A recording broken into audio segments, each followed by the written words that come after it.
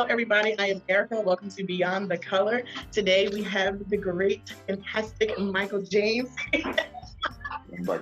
Michael James here with us today. Thank you so much. So today I'm going to start off with, like I said before, this little color guard Jeopardy. So you are going to have 20 seconds to answer as many questions as you can. Hopefully I picked some that you will know. It's basically mainly, just color guard, but my show is Beyond the Color, so kind of geared towards African Americans and different groups like that in color guard. Okay? Cool. All right, so let me get my stopwatch. Oh, she's for real. All right. Yeah, 20 seconds.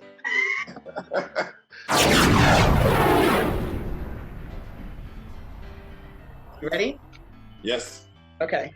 Clock starts now. When was WGI founded? Oh, Lord. When it 78? Okay. 1978? But just keep going. How many African Americans are there on the WGI board of directors? I think she's on directors, but it's not really. I think it's some other committee, but I'm going to say Jenny Giddens, but I'm not sure. How many Black directors are there amongst WGI World Guards? Oh, God. I want to say 0 that I know of. No. One in Mississippi, they're world class, but they just started. Okay.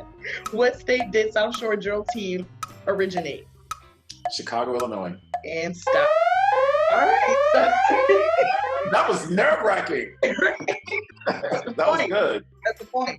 So WGI was founded May 15th, 1977. So you were kind of on track. You said 78, so you were kind of there. There currently are no African Americans on the WGI board of directors. I text a few people today just to clarify, and then also on their website and literally Googled each and every person on there just to make sure that because I know they just put Jenny Giddens on there, but I don't think it was the board of directors. Yeah.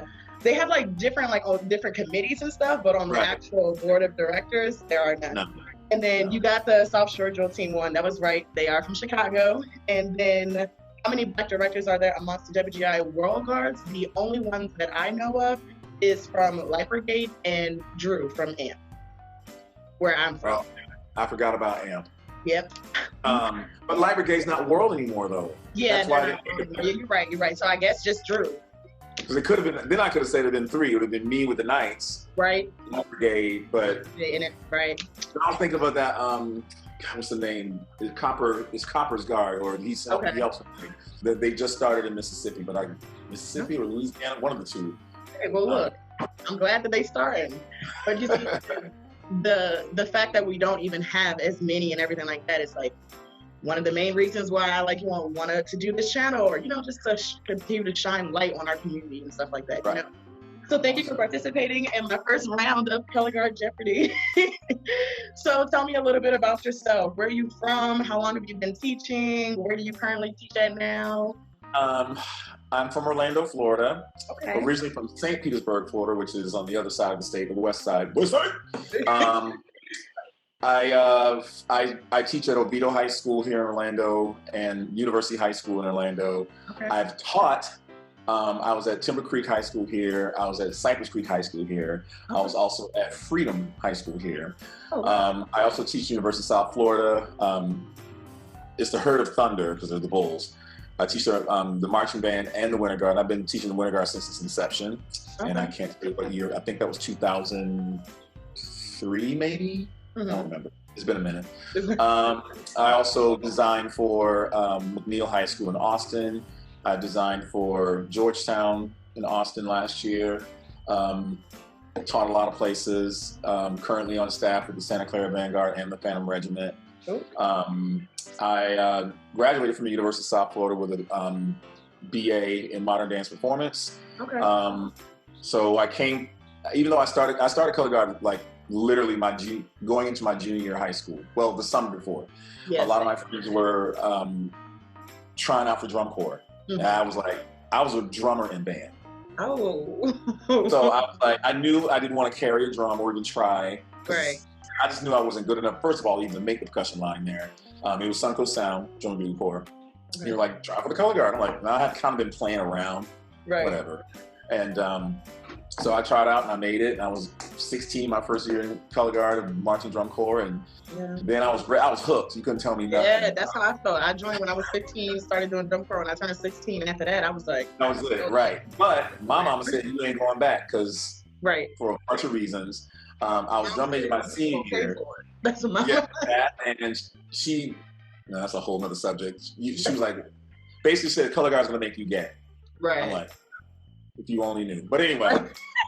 So I came back to my first year of drum corps. I was drum major, and our color guard instructor at my high school got fired. The principal really didn't have a good reason, but we all knew it because he was gay and he was extremely effeminate, so he just couldn't deal with it. Okay. So the band director turned to me and said, "Can you finish the show?" I'm like this, maybe. And that's how I'll try. Got thrown into it, basically choreographing color, and I started right out of high school. I kept teaching all the way through college, even though I was, getting my degree and running out of finishing ballet class, jumping in my car, driving an hour to go teach, and still had my tights on. I still don't know why I did that, but well, I know why I did. I was trying to get out quick and drive. And so that was great. And I was doing theater and musicals around like my area basically, and then I finally kind of got my quote unquote big break. I danced with the Jacob's Pillow's Men Dancers of Jacob's Pillow. I did their national and international tour. Oh, that's and awesome. That kind of that took me to New York. I lived in New York for like a year and a half, a little more than that. And I did a couple other things after that. I didn't like living in New York without a job. I was collecting unemployment, but I just didn't like it. Right. Came back home. And they're expensive too, so you gotta exactly. I'm talking like the mid-90s, so it's even worse now. So I came back home, taught at Seminole High. I was also teaching at Seminole High School with Adam Sage. I went back, spent a year. I still wanted to be in a company. Ended up auditioning for a company out in Salt Lake City, Utah. Okay. That was different. It seems like your dance and theater has definitely gave you the ability. That was my thing. Yeah, that was my thing. Color guard I loved color guard. I never stopped really doing it. Right. But I loved concert dance probably a little bit more. Right. So I danced with that company for 2 years. I would probably stay, but I didn't like living in Salt Lake. It was probably 1.5% black back then. And that wasn't the thing that was hard. It was just because I was completely by myself. I mean, I could date a couple people, but it wasn't right. I got out of there. Then I came back home and again, was waiting to figure out my next move, still doing some theater stuff, whatever. And I auditioned for Disney World on a whim. Well, I won't say on a whim. I had already auditioned 4 times before that. Okay. But the first 2 times I was like, okay. It was my first big auditions, and the first time I made it down to the last 30, got cut. Okay. Second time, I got called back. The next day, video measurements. I'm like, get a letter in the mail. This is my big break. Yeah, sorry, we have no contract for this time. So they did that the second, third, and fourth time. So the 5th time, I went in with a little bit of an attitude. By this point, I had my head shaved. I had a goatee. I looked like Samuel L. Jackson. And I'm coming in there, they're not about to tell me nothing. Yeah.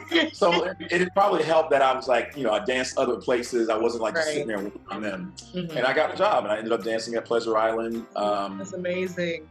97 they got rid of us in 2001, a month after September 11th. But I stayed dancing on property at a couple other shows until about 2005. Yeah. And then I kind of jumped away from Disney. So now I'm basically just choreographing and doing color guard full time. Thank you guys so much for watching my part 1 of my interview with Michael James.